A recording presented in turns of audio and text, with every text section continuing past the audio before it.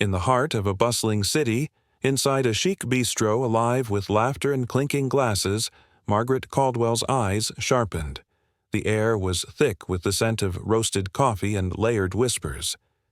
Everyone's gaze hovered on her, yet she felt invisible, like a shadow fighting to break free. Was this truly her life, or just a well-worn illusion she'd tolerated too long? The pounding of her heart echoed her unspoken vow. No more silence, no more compromise. Could she finally push past the walls she's built, reclaim her voice? The tension built, her nerves raw, as she prepared to confront everything she'd hidden. Emotions tangled, the stakes higher than ever. The moment was here. The fight for her self-worth, her independence, was about to begin. Would she have the strength? Would she finally take her life back? The city hummed on, unaware of the storm gathering in her soul. As I stepped out into the sweltering streets of Augusta, I felt the weight of my decision settle heavy in the air. The distant hum of city life faded behind me, replaced by the rapid thump of my heartbeat. Every step grew louder in my ears. I could feel Ethan Harris's eyes burning into my back, disbelief, anger simmering beneath his tense stare. In my hand, the envelope, my symbol of newfound strength, felt like a ticking time bomb. What will he do now? Will he lash out or crumble under the pressure? The storm of uncertainty loomed just overhead, ready to unleash chaos at any moment. I paused, lungs tightening, mind racing. I'd known this moment was coming, but how could I be prepared?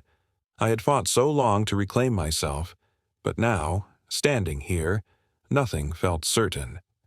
Could I truly walk away, or would this be the day I lost everything I fought for? The city hummed on, unaware of the quiet storm raging inside me. He had been taking Sophia to trendy bistros, showering her with jewelry and eyeing beachfront properties, all while telling me we needed to tighten our belts for retirement. Then came the text messages I stumbled upon when Ethan left his phone unlocked. Messages about their new life together, about how he was finally breaking free. Plans for the day after Sophia's graduation, the day he had chosen to make his grand exit from our marriage. What Ethan had forgotten, or perhaps never fully grasped, was that I had been a financial professional for 30 years. I understood money trails. I knew how to trace assets. And, most importantly, I remembered the prenuptial agreement we had signed 28 years ago when I had more family money than he did. The agreement he had insisted upon, ironically to protect his future earnings, contained a fidelity clause that would prove to be his undoing. While Ethan plotted his escape with Sophia, I was building my case. I consulted with attorneys. I documented every hidden transfer. I gathered evidence of their affair. I prepared divorce papers. I timed everything perfectly, knowing Ethan would want to wait until after Sophia's graduation to avoid ruining her big day.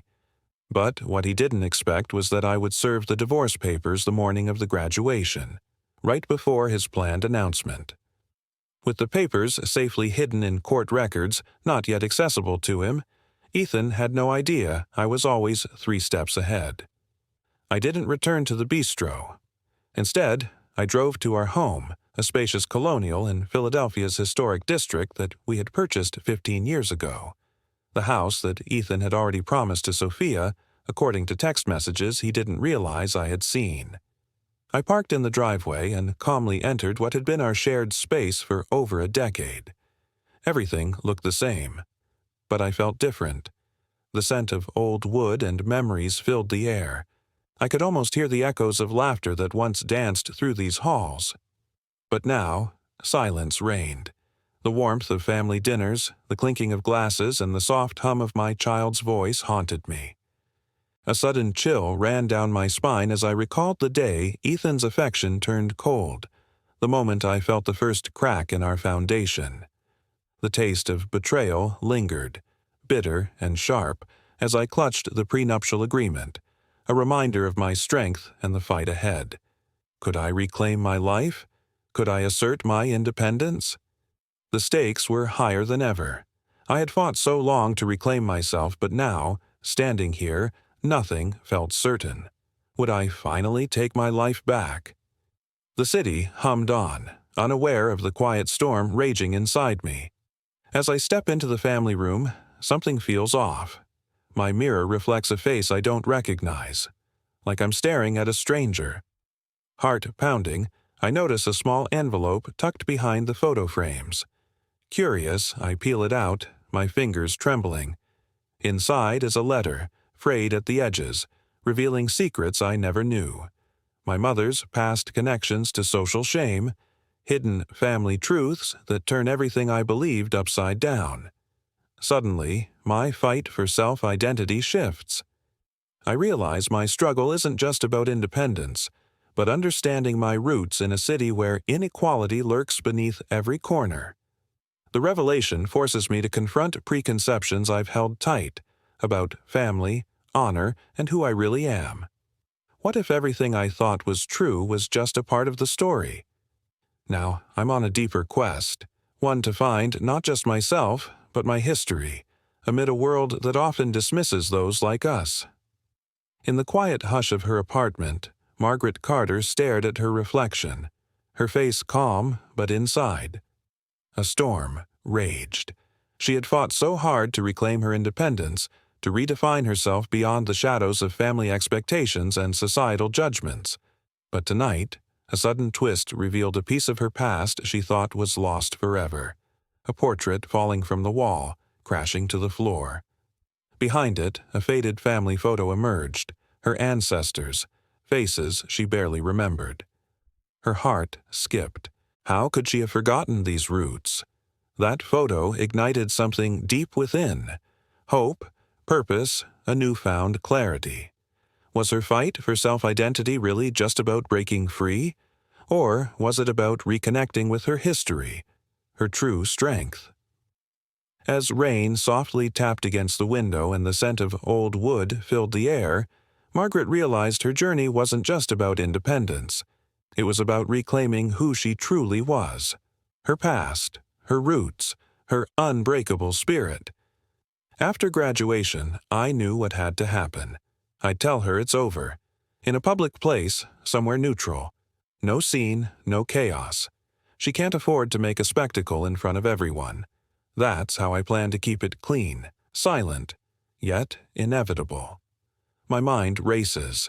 Then I hear her voice. Cassandra. She's got no idea about the money. None. Just like Ethan Harris, completely in the dark. Bianca trusts me wholeheartedly. That's her weakness. The blood drains from Ethan Harris's face in an instant. His eyes flicker with suspicion. "You recorded our conversations?" he asks, voice trembling. I keep my tone steady. "It's legal here, Greg. One-party consent. Not in Georgia, but we're not there. Plus, I didn't record your private moments with Cassandra. Just the plans. Your schemes to defraud me." His face twists, agitation spilling over.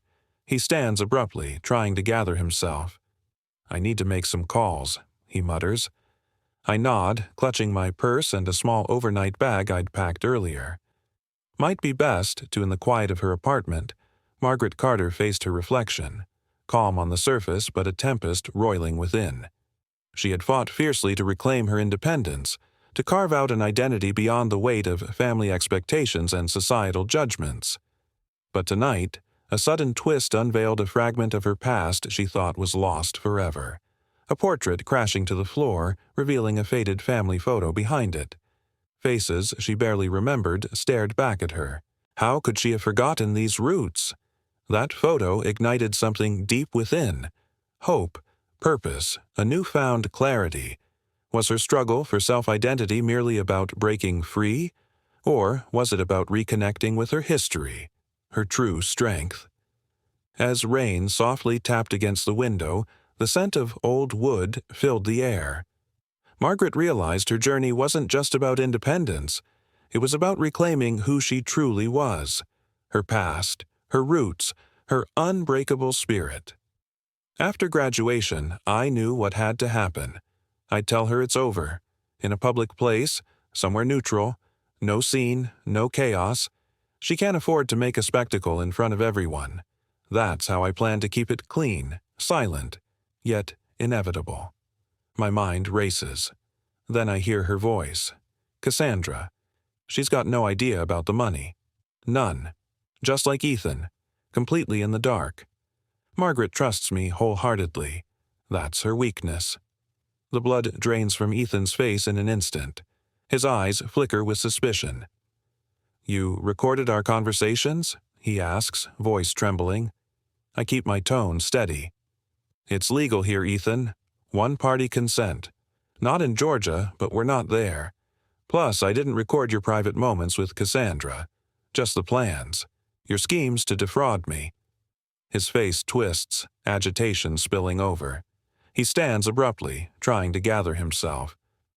I need to make some calls, he mutters. I nod, clutching my purse and a small overnight bag I'd packed earlier. Might be best to... The lease you signed last month? Ethan nodded, looking confused. You might want to check with the leasing office. That application was flagged for credit issues and never completed. The agent called our home phone to verify information. I handled it myself.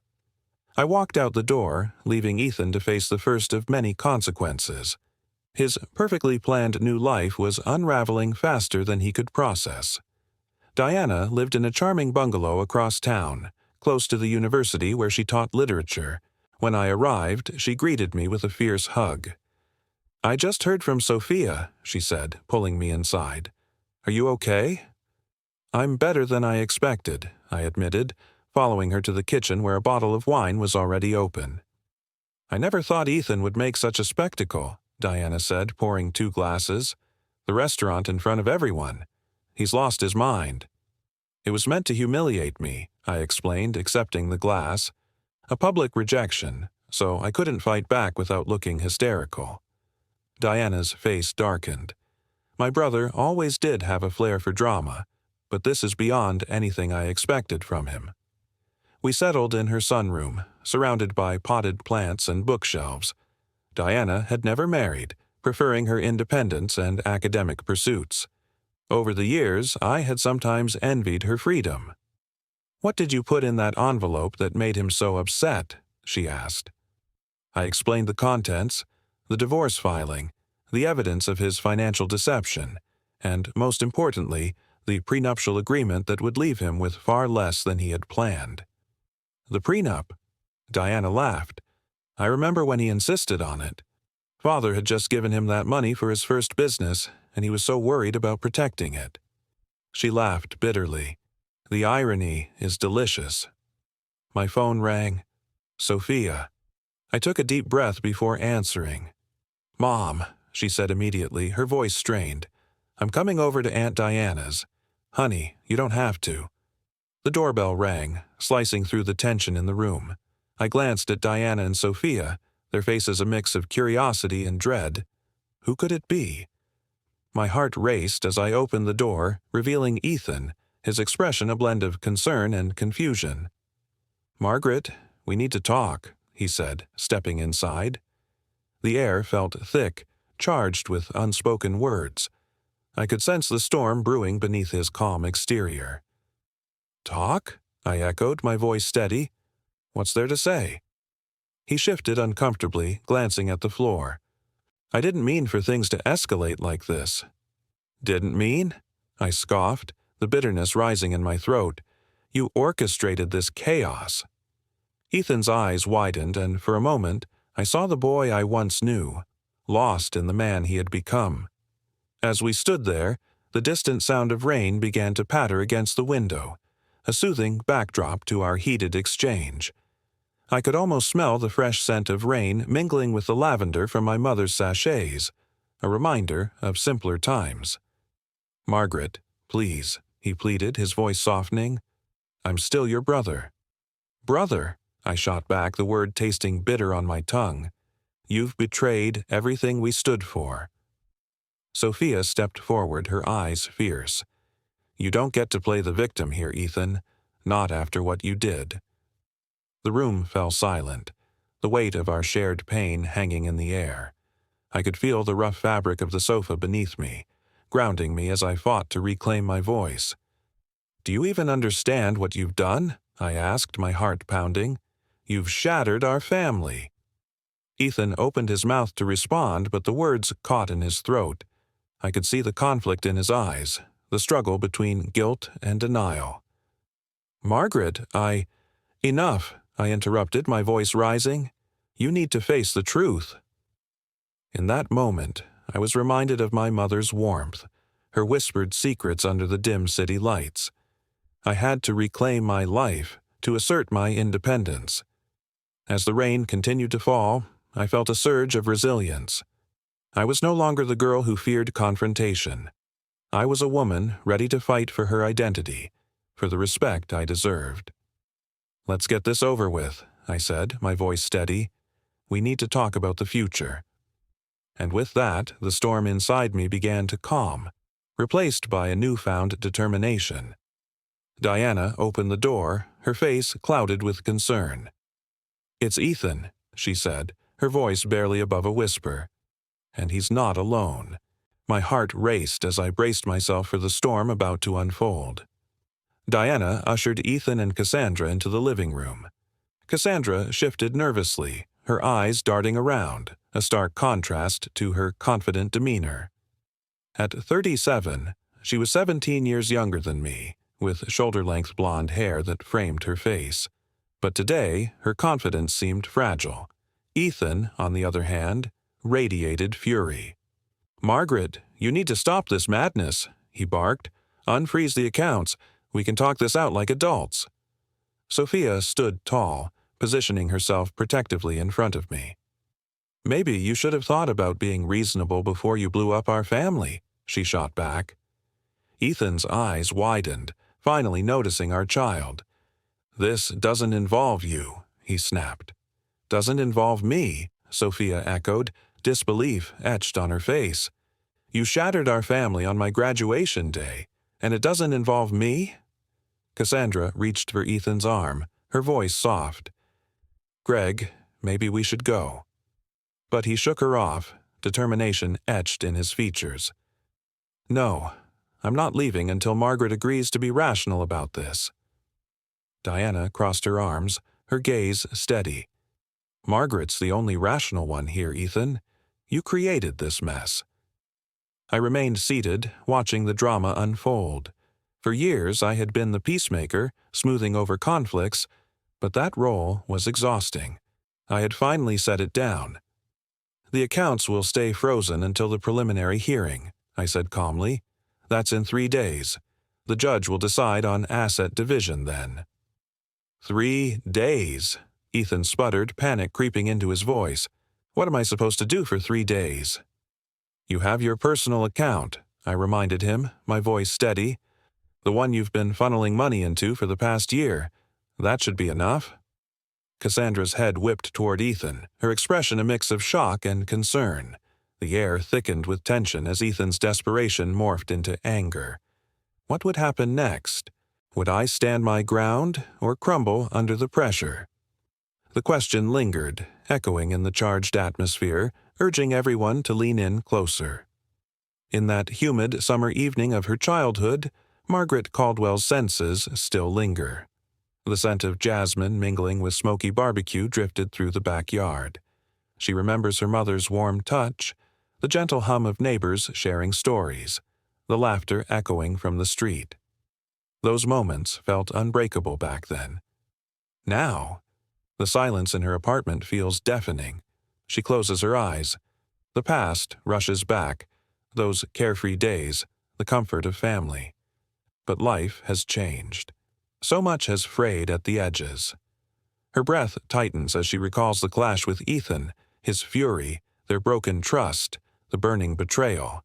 She's fought hard to find her voice, to reset her path. Today, she stands resolute. This is her fight for independence, her chance to reclaim who she is amid chaos. No more hiding, no more silence. This is her time. Margaret's journey for self-respect is no easy road. The echoes of past comfort clash with present struggles. Yet in every tear, there's new strength. A question stays with her. How much longer will she let others define her? As dawn creeps over her city, she prepares to stand tall. The fight for her future begins now, rooted in resilience and hope. Her story isn't just about breaking free, it's about rewriting her destiny. The court was dead silent, rain tapping softly against the windows, each drop echoing the tension filling the room. Margaret Carter's pulse quickened, her hands clenched tightly. She caught Ethan Harris's panicked whisper, desperation flickering in his eyes, like a drowning man grabbing for anything to stay afloat. The judge's gavel struck sharply, piercing through the heavy air, reminding everyone of what's really at stake. What if this verdict seals her future? Her mind raced, footsteps of doubt and hope colliding inside her, all eyes on the judge as she prepared to deliver her decision. Would this be the moment she finally claims her freedom? The room seemed to hold its breath, the weight of her choice hanging in the balance. Every second stretched longer. She felt the scent of rain lingering, mixing with her racing thoughts. The courtroom's coldness contrasted with the warmth of her past struggles and dreams. Her voice, composed but firm, echoed in her mind. What if they don't see her? What if this is her last chance? As the judge's words floated in the silence, an unexpected pause swept over the room. Then the verdict hung in the air, just waiting to change everything. In her heart, Bianca knew her fight wasn't over. But this was her moment to step into the light. Would she seize it, or would she let the rain drown her hopes once more? The outcome depended on one final word. In the quiet hush of her small apartment, Margaret Carter discovered something she never expected. Tucked inside a faded box of her late mother's belongings was a letter, clipped with a frayed ribbon, hidden away for years. As she gently unfolded it, her breath hitched. The words revealed her mother's secret struggles, her fight against societal expectations, the nights she wrestled with pride and fear, her longing for independence buried beneath layers of silence. The flickering light of her lamp cast shadows across her face as tears welled up, her stoic facade cracking open. In that moment, Margaret felt something shift. A fiery resolve ignited deep within. Her fight for self-respect was no longer just her own. It was a shared legacy, etched in this fragile paper. The room's stillness carried the scent of rain. Each beat of her heart echoed the realization. Her path mirrors her mother's. The battle for identity was bigger than her. It was woven into her family's story. Could she finally break free? Would she dare to reclaim her story, knowing it's part of a deeper legacy? The answers lingered in the shadows, waiting to be revealed. Standing in the courtroom, clutching her newfound independence, Margaret Carter's heart pounds. The room's silent weight feels deafening. She's finally here, ready to claim her life. Then, out of the shadows, a familiar face appears in the gallery. Her breath catches. There he is, her estranged father, the one she thought was long gone. Sitting there, eyes full of remorse. Everything floods back, childhood wounds she thought she'd buried deep. How could this be real? Her hands tremble. This isn't just about her fight for respect, it's confronting her past, peeling away the layers she's carried for years. As her voice steadies, resolve ignites inside her. This moment isn't just about independence. It's about understanding that some battles run deeper, woven into the fabric of who she is. The rain outside begins to fall, soft and relentless. A reminder that healing sometimes comes when you least expect it. And in that quiet storm, Margaret finds a new fire, one stronger than ever before. In the quiet of her room, Margaret Carter stands tall, her heart pounding with a mixture of fear and courage. Shadows dance along the walls, still holding the weight of years of silence and struggle. She takes a deep breath, feeling the scent of rain lingering outside, and speaks, her voice trembling, then growing steadier. Why did she wait so long? Why did she let others define her worth? Tears well up, not of sorrow, but of liberation. shimmering like crystals in her eyes. The room, once a prison of doubt, now pulses with her regained strength. This is her moment, a moment where she finally faces her past, not as a defeated girl, but as a woman reclaiming her story. She pauses, eyes shining with resolve, knowing this is her rebirth, an unbreakable affirmation of her value. In this silence, she finds freedom, and the shadows finally recede.